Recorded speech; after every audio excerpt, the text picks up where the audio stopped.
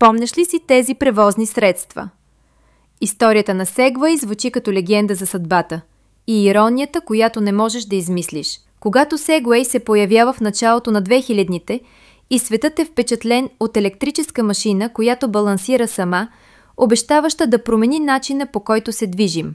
Но още в първите години има проблеми. Десетки потребители съобщават за падания, счупвания, дори наранявания при внезапно изключване на устройството.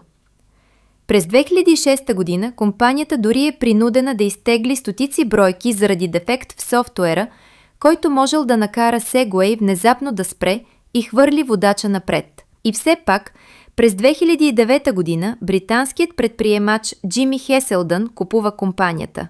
Милионер, направил състояние с военни защитни съоръжения, но човек с мисия – да създаде нещо по-мирно, по-чисто, по-безопасно.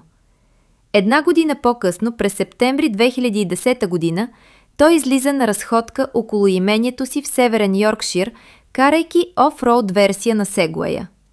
Пътеката е стръмна, до река. Опитва да направи място на минувач. Колелата се подхлъзват и Хеселдън пада.